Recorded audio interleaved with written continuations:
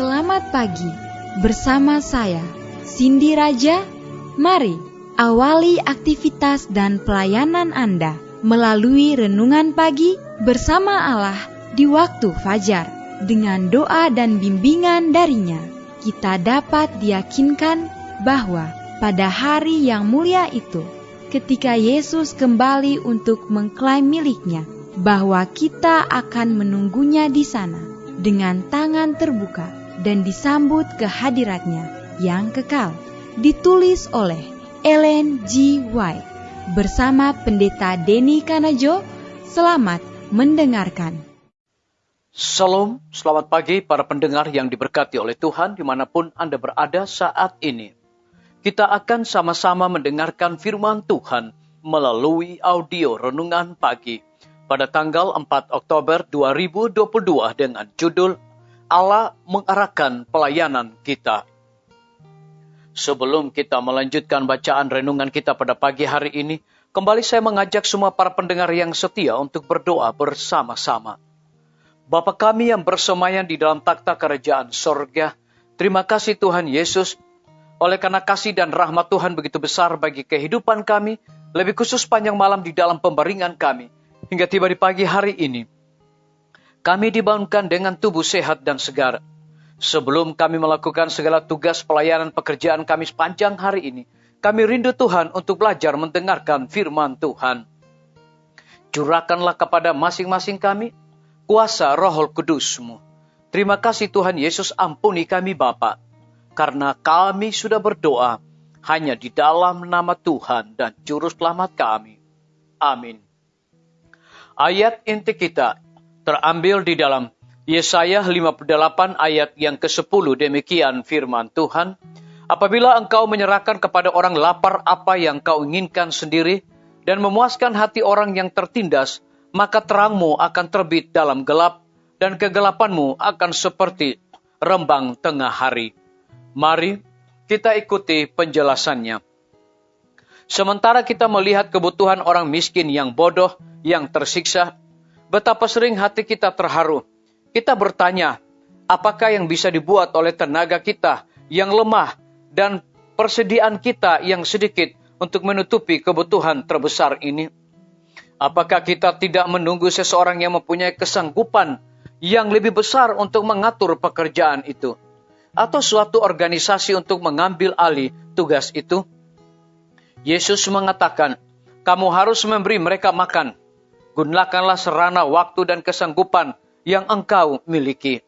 Bawalah rotimu itu kepada Yesus. Sekalipun persediaanmu tidak cukup untuk memberi makan ribuan orang, mungkin itu cukup untuk satu orang. Di tangan Yesus persediaan bahan itu dapat memberi makan banyak orang.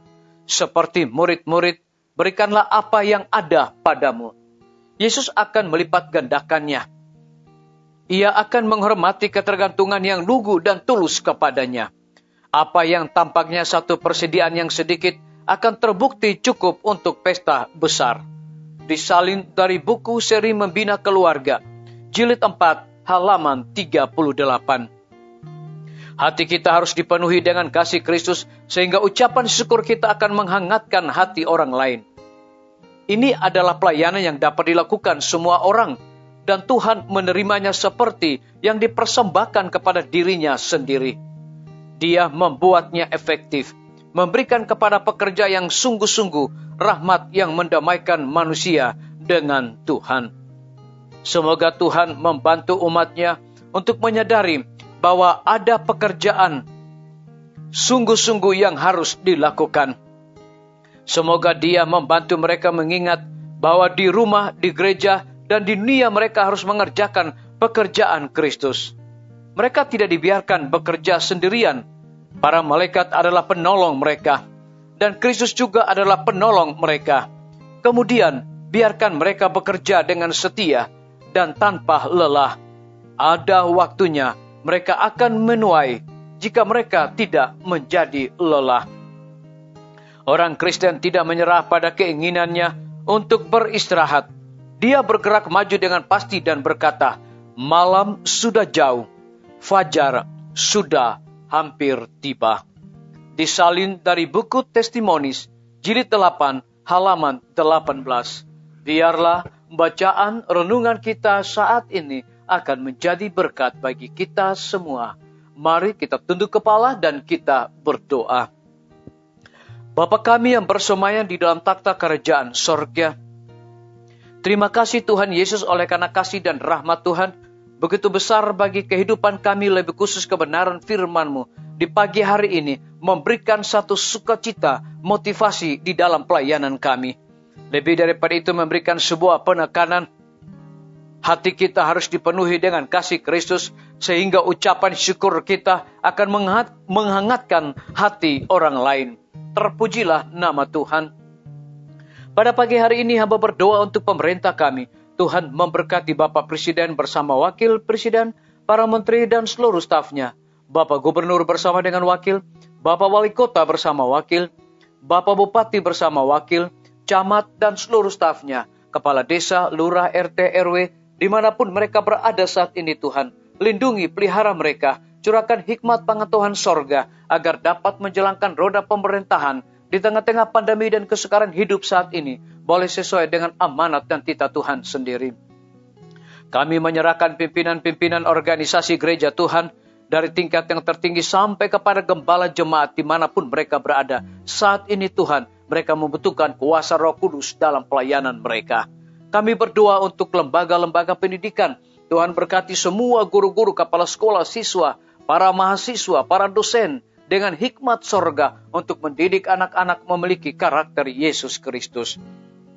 Kami menyerahkan para tim medis ke dalam tangan kasih Tuhan. Engkau berkati dokter, perawat, bidan, semua para pekerja kesehatan yang sedang melayani di setiap rumah sakit, puskesmas, bahkan pustu. Biarlah hikmat dan sukacita sorga Tuhan curahkan kepada masing-masing mereka. Kami berdoa untuk kelanjutan pembangunan Rumah Sakit Advent Palangkaraya, Rumah Sakit Advent Kupang, di dalam proses perizinan, dan juga untuk kelanjutan pembangunan para tukang, dan juga para pembina, dan juga material yang mereka gunakan. Tuhan berkati semua agar biarlah bangunan tersebut selesai tepat pada waktunya. Kami menyerahkan TNI, Polri, PNS, wira swasta, petani, pedagang, nelayan, ojek online, dan saudara-saudara kami yang ada di dalam penjara. Lindungi mereka Tuhan, pelihara mereka, dan cukupkan segala kebutuhan mereka. Kami juga berdoa untuk para pendengar yang setia, yang berulang tahun saat ini. Dengan bertambahnya usia yang Tuhan percayakan bagi hidup mereka, mereka juga selalu bersyukur dan melayani Tuhan senantiasa. Yang berada di dalam kebimbangan ketidakpastian hidup, Tuhan berikan iman yang teguh untuk terus berharap, bersandar hanya kepada Tuhan Yesus. Terima kasih Bapa yang baik, ampuni kami Tuhan, karena kami sudah berdoa hanya di dalam nama Tuhan dan Juru Selamat kami. Amin. Sampai jumpa, Tuhan Yesus memberkati kita semua.